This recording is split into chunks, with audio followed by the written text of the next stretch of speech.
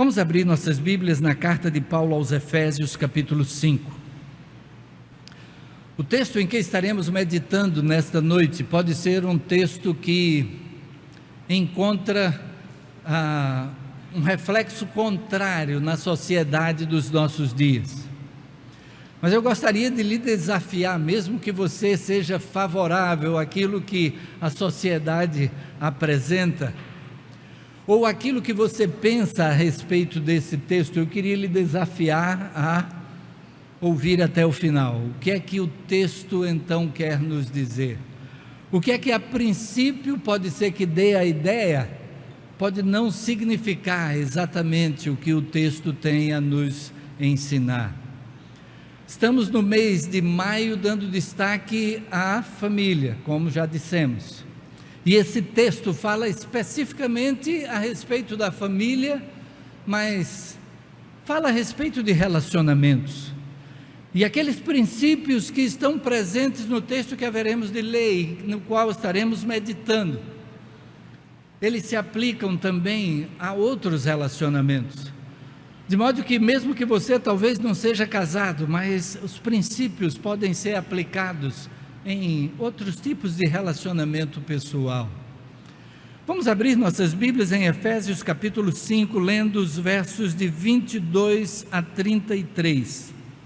Efésios capítulo 5, de 22 a 33. Assim lemos: As mulheres sejam submissas ao seu próprio marido, como ao Senhor. Porque o marido é o cabeça da mulher, como também Cristo é o cabeça da igreja, sendo este mesmo o Salvador do corpo. Como, porém, a igreja está sujeita a Cristo, assim também as mulheres sejam em tudo submissas ao seu marido. Maridos, amai vossa mulher, como também Cristo amou a igreja e a si mesmo se entregou por ela, para que a santificasse, tendo-a purificado por meio da lavagem de água pela palavra, para apresentar a si mesmo igreja gloriosa, sem mácula, nem ruga, nem coisa semelhante, porém santa e sem defeito. Assim também os maridos devem amar a sua mulher como ao próprio corpo. Quem ama a esposa, a si mesmo se ama.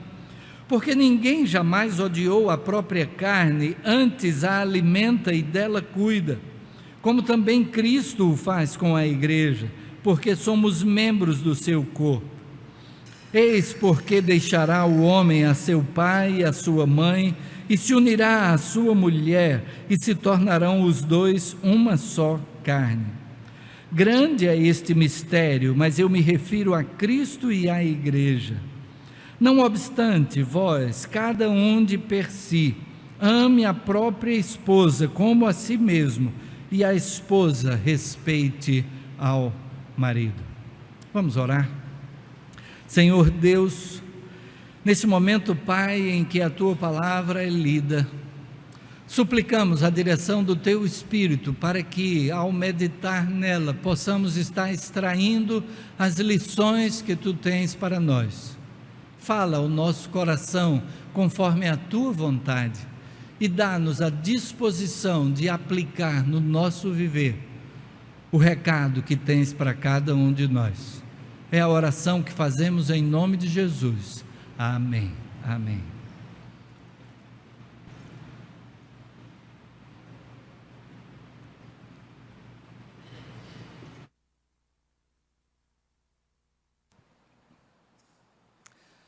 Como dissemos, pode ser que esse texto, a gente use a expressão, não está tão em moda.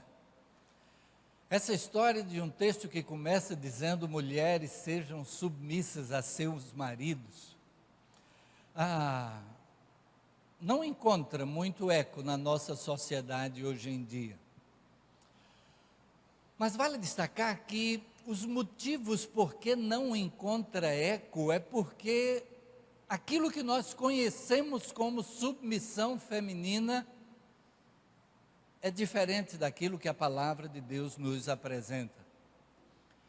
O que nós conhecemos como submissão está talvez mais voltado para aquela experiência que nós temos em particular aqui no nosso Nordeste, onde o marido é aquele, vamos usar a expressão, aquele cabra macho, e que a sua maneira de agir para com a sua esposa está completamente distante do que também o restante desse texto nos apresenta.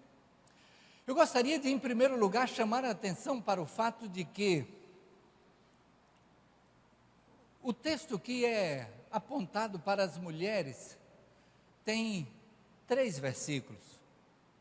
E o texto que é apontado para os homens tem 9 versículos. E então isso já nos diz alguma coisa.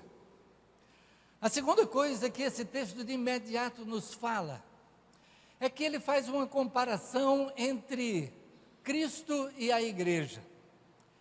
E a gente pode se perguntar, quem foi que pagou o preço mais alto, Cristo ou a igreja? Quem recebeu a missão mais difícil, Cristo ou a igreja? E a gente entende que Cristo foi que assumiu a parte pior, nesse plano de Deus para a nossa salvação. Cristo assumiu algo que nós não teríamos condição de cumprir. Ele foi além daquilo que se poderia esperar como expressão máxima de amor.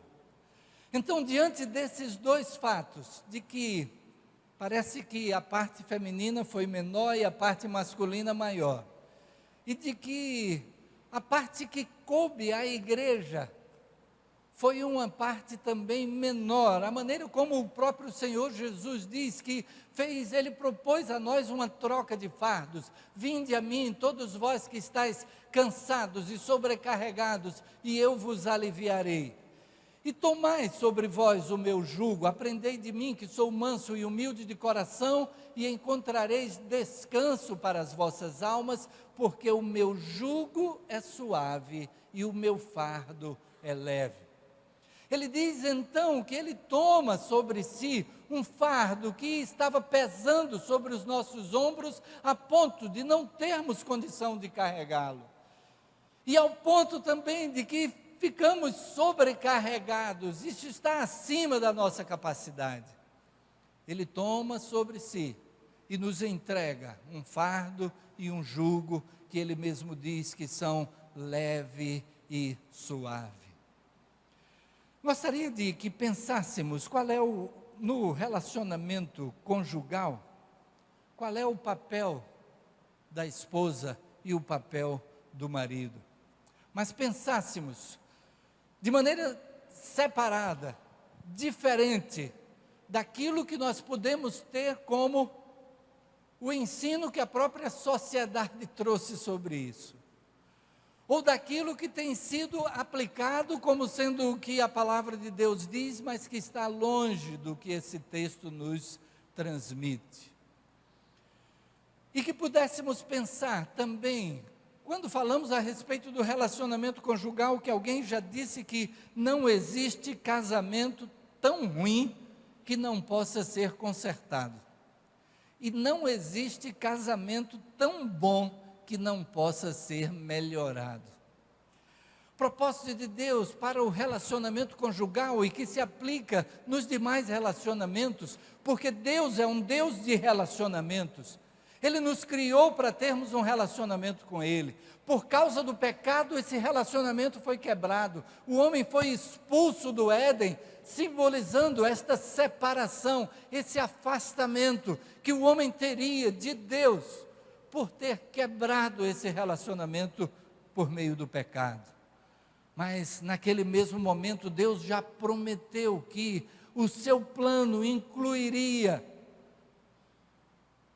um realinhamento, incluiria que esse relacionamento seria restabelecido, que haveria uma nova chance. Deus é um Deus de relacionamentos e nos criou para vivermos em relacionamentos. E a família é um foco de relacionamentos, é um local onde ali tudo o que se faz diz respeito a relacionamentos. Marido, esposa, pais, filhos, pais, irmão com irmão. E até mesmo aonde a nossa família se expande para avós, tios, primos, etc. O propósito de Deus é de relacionamentos, e relacionamentos que sejam cada vez melhores. Com os princípios da palavra de Deus sendo aplicados, podermos desfrutar de relacionamentos. A nossa iniciativa como igreja, e que já foi uma iniciativa desde a igreja cristã primitiva, de reunir-se também em pequenos grupos, é exatamente para o cultivo de relacionamentos. O que é que a palavra de Deus, então, tem a nos apresentar sobre esses papéis? E a gente vai ver como a aplicação desses papéis se expande para além do relacionamento conjugal. Primeira coisa, então, esse texto nos fala a respeito do papel da mulher. E o texto diz: mulheres, sejam submissas ao seu próprio marido, como ao Senhor. Um dos problemas a respeito desse texto é de que aquilo que nós conhecemos como submissão feminina é ao contrário do que a Bíblia diz. A Bíblia diz: mulheres, sede submissas a vossos maridos. E o que a gente vê na sociedade, quando isso acontece na sociedade, é muitas vezes quando o homem é que toma a iniciativa. A palavra é dada para a mulher, mas quando é o homem que toma a iniciativa, tudo se inverte, tudo fica ao contrário, tudo fica diferente do propósito. Porque o que a gente tem tido como prática na sociedade é quando o homem entende esse texto assim: maridos, dominem sobre suas esposas. E aí isso acontece até pela força do braço. O homem, pela sua força maior, seu porte físico, então até pela força do braço, muitas vezes quer impor isso. Mas essa palavra não foi dita para o homem não tem nada a ver com essa palavra. Essa palavra foi dita para a mulher, porque aquilo que Deus tem para nós depende de uma disposição voluntária. É por isso que até o texto que já citamos, de quando Jesus diz: vinde a mim todos vós que estáis cansados e sobrecarregados, Ele não impõe, Ele não nos toma e arrasta e traz para junto de si e diz: você tem que ficar aqui. Ele faz um convite, Ele deixa para que nós queiramos estar próximos a Ele. Ele diz: vinde a mim, meus braços estão abertos. Jesus morreu de braços abertos para acolher a todos que queiram estar juntos a Ele. E então, quando aqui é dito: mulheres, sede submissas, isso vem de uma disposição voluntária, e não pela imposição do marido com isso. Como já falei, o marido não tem nada a ver com isso. A parte do marido vem posteriormente. A parte do marido vem de uma forma diferente. O texto então requer uma resposta voluntária, e diz que é como ao Senhor. Porque nós podemos pensar assim: poxa, um marido que ame do jeito que aqui está dito, como Cristo amou a igreja, então para um marido desse vale a pena ser submisso. E aí que um fica esperando pelo outro, e alguém diga: uma esposa que é submissa vale a pena amar como Cristo amou a igreja. E à medida que um fica esperando pelo outro, ninguém coloca em prática. Aqui o texto diz que é como ao Senhor, como quem está prestando um serviço ao Senhor, porque foi Deus que mandou. Então você faz não porque a pessoa mereça, porque o único que merece alguma coisa é Jesus. Nós somos falhos, nós somos fracos, nós somos humanos, nós mesmo quando queremos acertar, erramos. Mas o texto diz: faça como ao Senhor, no entendimento de que quem merece é Jesus.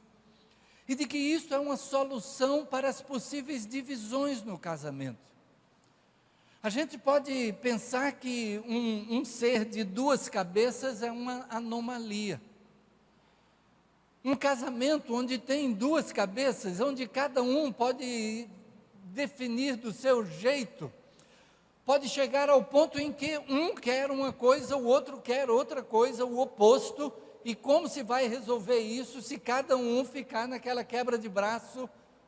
Vai terminar um indo para um lado e o outro indo para o outro lado. E o propósito de Deus não é esse. Aqui não há nenhuma falta de merecimento à mulher, não é nenhuma desfeita para com a mulher. Deus definiu que fosse assim. E Ele definiu com o propósito que possa haver unidade, de que possa haver companheirismo, de que possam os dois estar juntos naquilo em que se definirem. O que esse texto aqui quer dizer é que, de repente, o marido recebe uma proposta de trabalho lá no Acre, só para dizer um lugar bem distante. Mas a esposa diz: a nossa família está aqui, como é que a gente vai lá para o Acre? Será que vale a pena ir tão longe? Pode não ser nem tão longe, pode ser daqui para Caruaru, mas de repente um tem uma posição e o outro tem outra. Como resolver? E uma das maneiras em que isso pode ser resolvido é finalmente um dos dois dizendo: tá certo, então vamos fazer do seu jeito. Só que diz esse tá certo com o sentido de que está errado. Diz esse tá certo dizendo: vamos lá, mas não vai dar certo. Como que aí vai-se para o Acre e chega lá, instalação, tudo, e aquilo que se esperava deu tudo errado. E aí aquele que tinha a posição contrária vai poder dizer: está vendo, eu sabia. Não é? Estão juntos, mas separados, estão juntos, mas divididos. Um pensa uma coisa e o outro, apesar de estar acompanhando, mas tem a posição contrária. Uma outra coisa é um poder dizer: ok, eu acho que a gente deveria ficar aqui, não ir nem para o Acre, nem para Caruaru, digamos. Mas se você entende, e depois da gente orar, de colocar diante de Deus, de pedir a direção dEle, você entende que é para lá que a gente deve ir. Estamos juntos. E chega-se lá e vai-se trabalhar para que tudo possa funcionar da melhor forma possível. E se de repente der tudo errado, ao invés de tá vendo, eu sabia, a gente poder estar junto do outro e dizer: a gente tentou, a expectativa é de que fosse a melhor, mas não deu certo, e então de repente talvez voltar, ou talvez ter outra iniciativa lá mesmo, seja o que for. Mas estão juntos, estão compartilhando do mesmo propósito. Vale destacar aqui que quando Deus colocou isso para a mulher, dizendo: seja submissa a seu marido, alguém precisaria ceder, e Deus estabeleceu que fosse a mulher.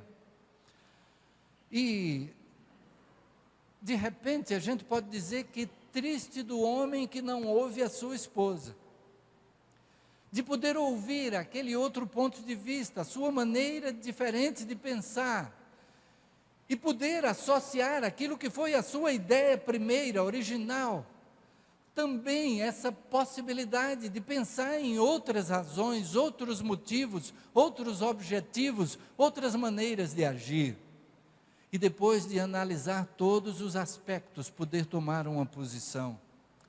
E que não seja uma posição simplesmente para dizer: não, eu disse que era para lá que a gente ia, então é para lá que a gente vai.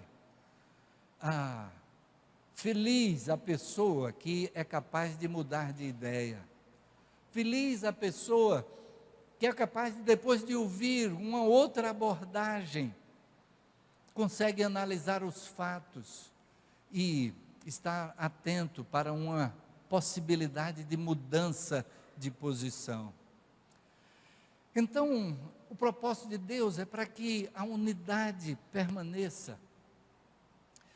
A capacidade feminina é testemunhada em todas as áreas. Mulheres têm assumido direção de empresas. Mulheres têm mesmo realizado feitos como pegar uma empresa, uma grande empresa, mas que está entrando num buraco e conseguir consertar e fazer novamente crescer. A capacidade feminina é demonstrada no seu cuidado até com a própria casa, de como administra a sua casa. A palavra que Deus coloca aqui não é de forma alguma para desmerecer a mulher. De fato, nos relacionamentos em geral, a palavra de Deus tem um ensino semelhante. No texto que nós acabamos de ler, se nós formos para o versículo anterior ao versículo lido, nós lemos a partir do versículo 22, o versículo 21 diz: sujeitem-se uns aos outros por temor a Cristo.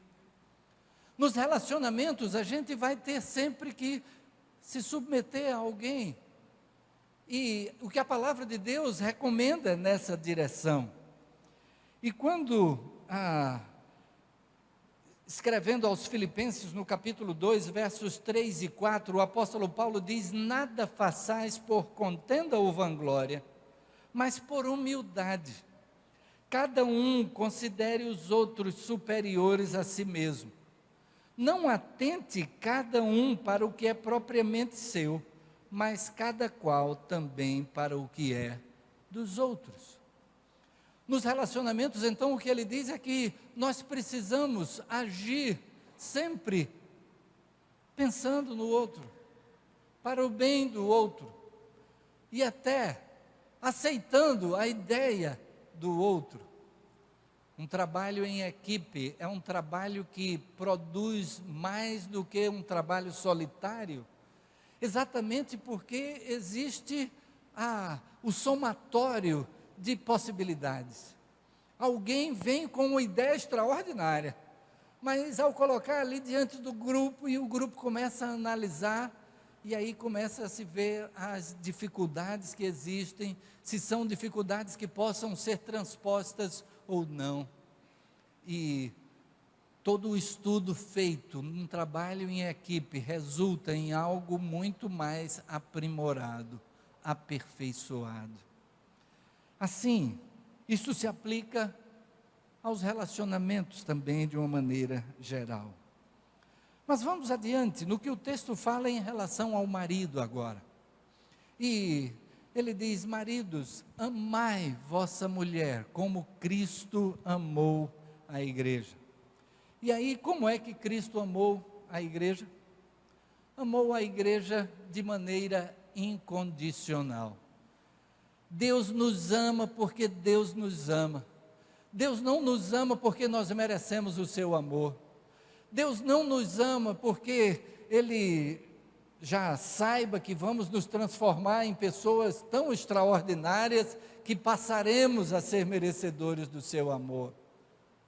Ele nos ama porque Ele nos ama apesar das nossas imperfeições, apesar dos nossos erros, apesar de muitas vezes darmos as costas àquilo que é a sua orientação para a vida, e aí quando isso acontece, nós assumimos as consequências também dos nossos erros. Ele nos ama incondicionalmente.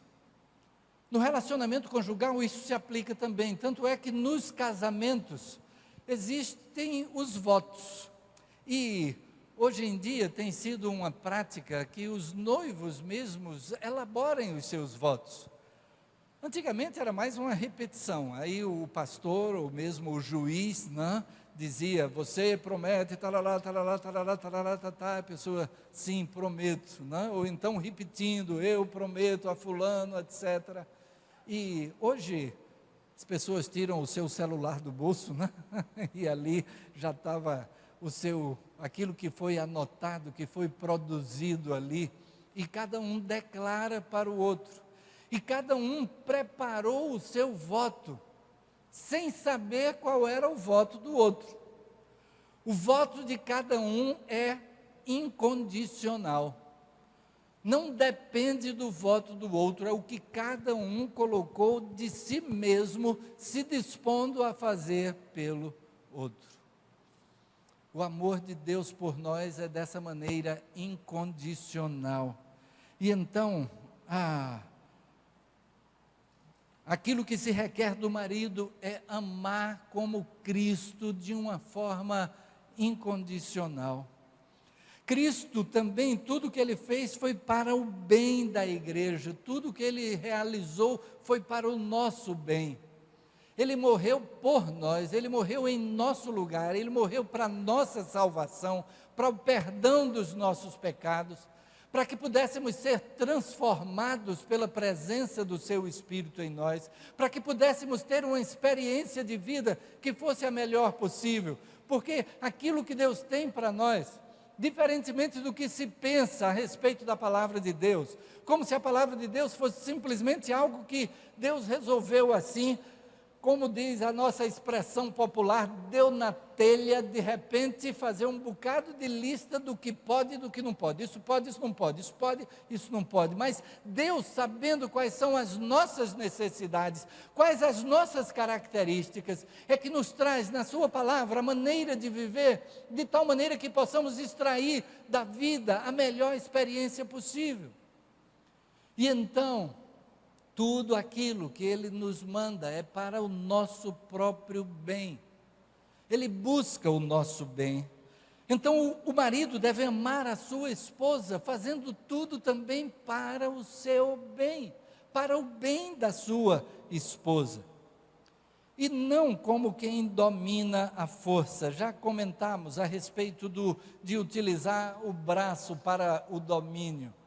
Mas Cristo, Ele nos revela a sua vontade e espera que queiramos de coração colocá-la em prática, praticar aquilo que Ele apresenta a nós como sua vontade e agindo como quem está disposto a servir.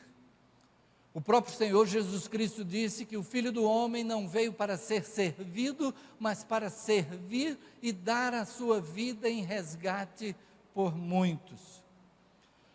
O homem tem o papel então de servir dentro do lar.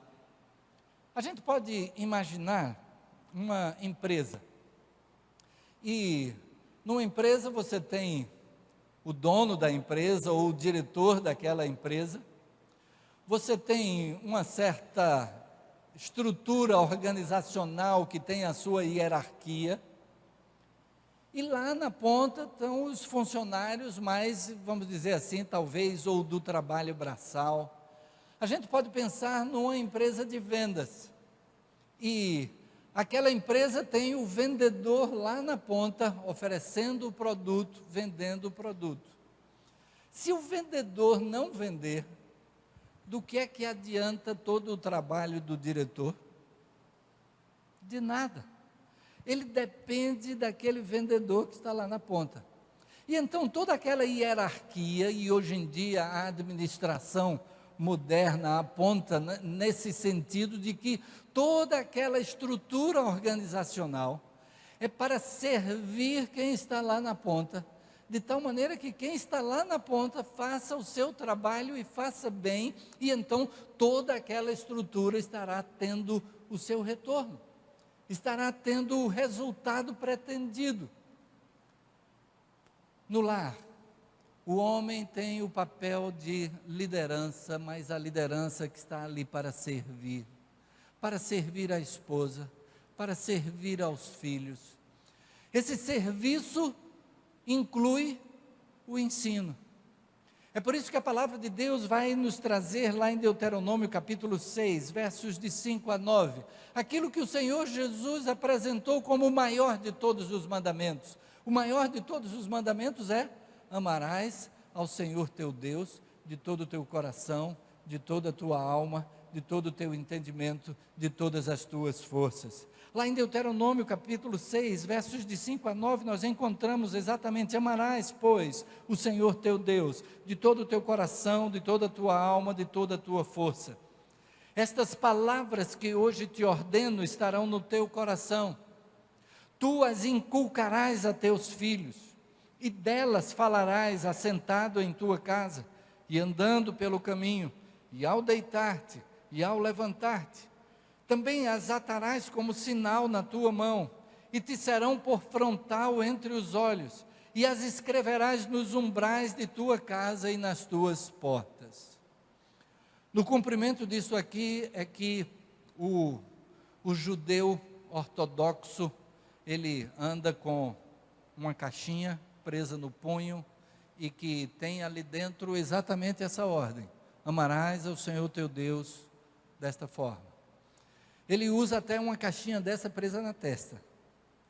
Ele coloca essa afirmação também na porta. Há aquele objeto específico que é colocado à porta com esse recado ali dentro. O que o texto está dizendo é que isso deve estar sempre presente na nossa vida, e que a gente deve compartilhar isso dentro do nosso lar, para com os nossos filhos, ensinando-os a amar a Deus sobre todas as coisas, não simplesmente por dizermos, mas porque buscamos praticar isso com o nosso viver, dar o exemplo, mostrar como vale a pena ter uma vida dedicada ao Senhor, amar ao Senhor desta forma. O papel entregue ao marido é o papel de liderança, mas uma liderança que serve, uma liderança que busca o bem da esposa, dos filhos, uma liderança que procura aplicar na sua própria vida o exemplo de Jesus Cristo, como Cristo amou a igreja. Isto se aplica também nos demais relacionamentos. Quando nós agimos dessa forma para o bem do nosso próximo, em qualquer relacionamento isso vai ser muito positivo. Quando agimos exercendo uma liderança que está subordinada à orientação da palavra de Deus, isso vai trazer resultados positivos em todas as áreas da nossa vida. Alguém pode desfazer da Bíblia por diversos motivos, e até pela descrença nos crentes, até pela descrença muitas vezes em exemplos que não são tão positivos, mas quando aplicamos a palavra de Deus na nossa vida, quando colocamos em prática o seu ensino, as pessoas vão olhar para a nossa vida e dizer: aí está uma vida que vale a pena. É pena que nem sempre a gente age dessa maneira. É pena que a gente, às vezes, prefere agir daquilo que o nosso próprio pensamento e muitas vezes o nosso egoísmo é que apresentam. Mas, quando a gente vive esses princípios, o resultado vai ser bom para nós mesmos e para as pessoas que estão à nossa volta, que vão louvar a Deus por uma vida que aplica esses princípios. Quando mencionamos então a respeito desse papel da mulher e do papel do homem, não estamos dizendo aquilo que tem sido conhecimento nosso, de um homem que não valoriza a sua mulher, que quer tratar a mulher como capacho, mas é de alguém que respeita, e é isso que a palavra de Deus vai nos trazer, que honra a mulher, que dá exemplo para os filhos, que trata a todos para o bem, que age então como Cristo agiu para com a igreja. É dessa forma que ele procura agir para com os seus, os de casa e até nos demais relacionamentos. Dessa forma, estará sendo construído algo extraordinário. Como disse no início, hoje pela manhã fizemos o nosso passeio ciclístico. A gente fica querendo dizer nossa pedalada, né? Mas pedalada hoje não está com um reconhecimento positivo muito grande. Fizemos o nosso passeio ciclístico. E ali, na hora de compartilhar a palavra de Deus, estivemos mencionando até a similaridade entre o exercício físico que fizemos ao ir até ali no Parque Dona Lindu, pedalando, aquilo que é o nosso exercício em família. E da mesma maneira que para a gente alcançar o alvo de chegar até lá, a gente precisava ir num deslocamento positivo, construindo esse deslocamento. Em família, nós estamos sempre construindo também. A gente nunca chegou no patamar ideal. Até porque Deus fez a cada um de nós diferentes, e se o homem é muito diferente da mulher, também de pessoa para pessoa nós somos diferentes, e a nossa jornada estará associada a um conhecimento contínuo do outro. E a nossa construção se dá à medida que vamos conhecendo aos membros da nossa família cada vez melhor, e até mesmo nos filhos vão nos surpreendendo, e a gente vai aprendendo quem são eles e de que maneira nós podemos servi-los. E estivemos mencionando então que 3 pontos: construção, mas nessa construção somos humanos e falhos, então precisamos também exercitar o perdão.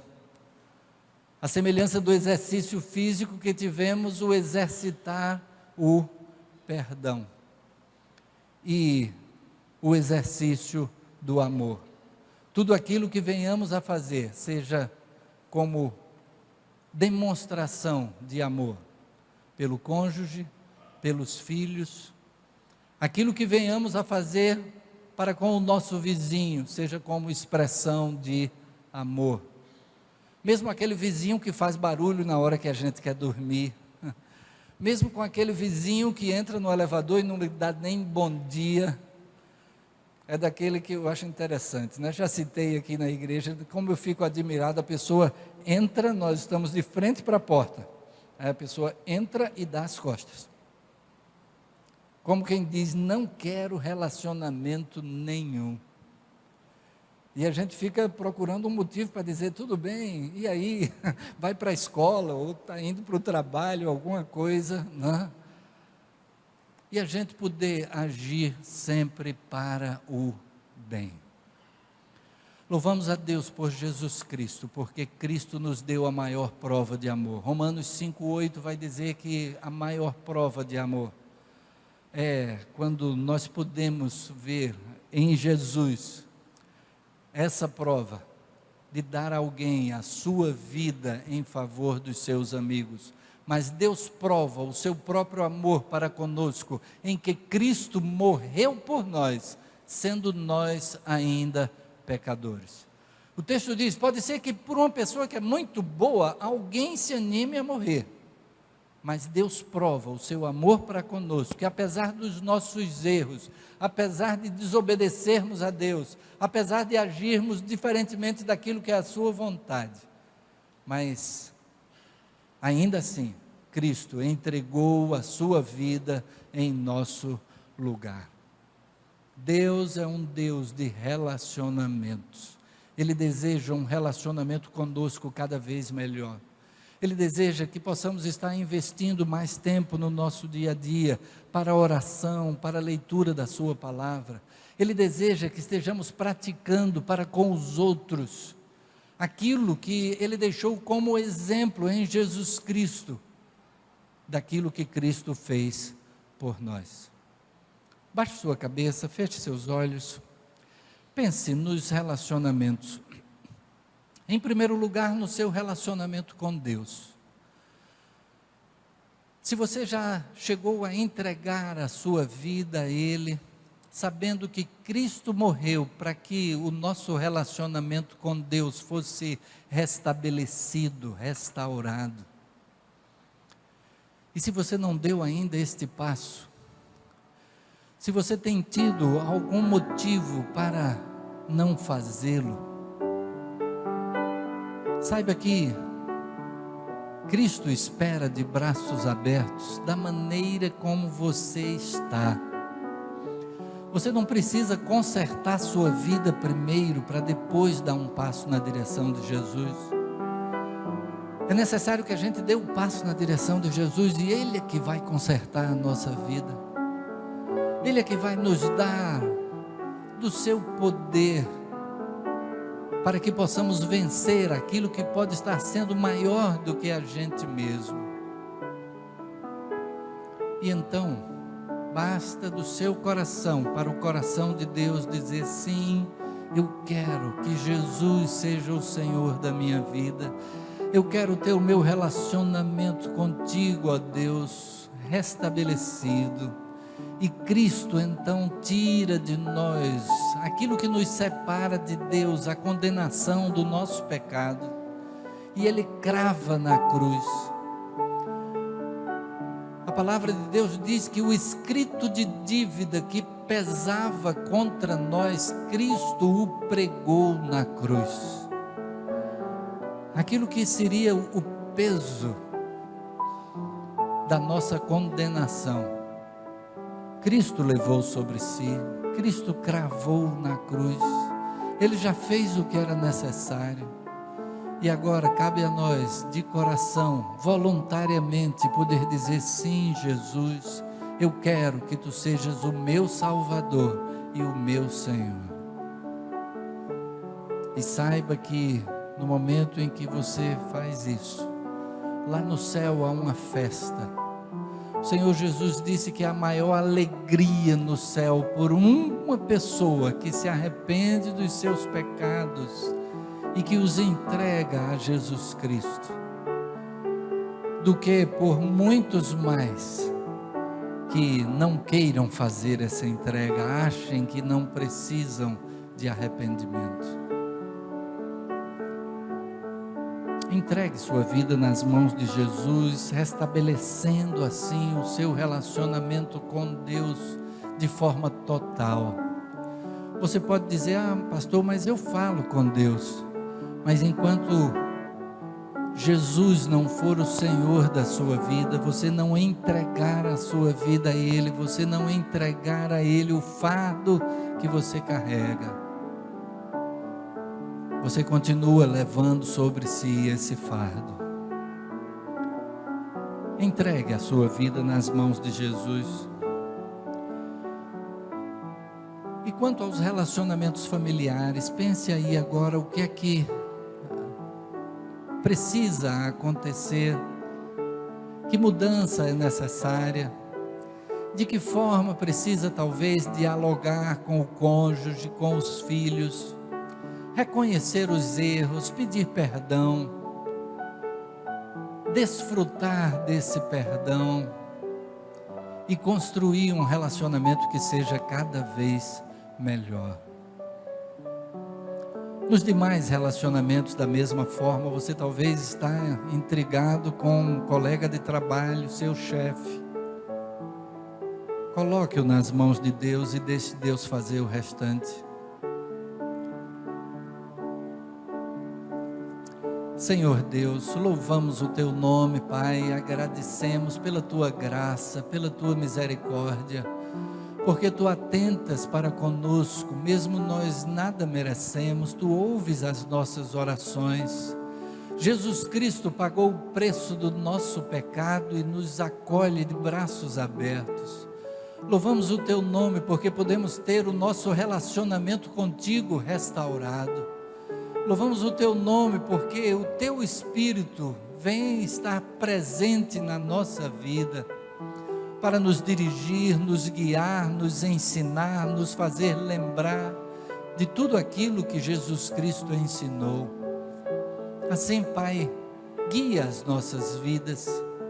Se alguém aqui ainda não tinha dado este passo de entrega ao Teu Filho Jesus, que este seja o momento, que o Teu Espírito esteja confirmando em cada coração. E Senhor, quanto aos nossos relacionamentos familiares, que o Teu Espírito esteja nos guiando para que possamos buscar, construir melhorar esses relacionamentos, aperfeiçoá-los à luz daquilo que a tua palavra nos apresenta, e que o teu nome seja glorificado em nossas famílias, nesses relacionamentos, e que alcance mesmo os relacionamentos que vão para além da nossa família, e que possamos estar sendo instrumentos teus de reconciliação, de restauração. Abençoa-nos conforme a tua vontade, dá-nos uma semana guiado pela tua mão, e que possamos estar atentos à tua voz, prontos a colocar em prática a tua direção. Leva-nos em paz aos nossos lares, debaixo da tua mão, da tua proteção, conforme a tua vontade. É o que nós oramos nesta hora, agradecidos no nome de Jesus. Amém. Amém.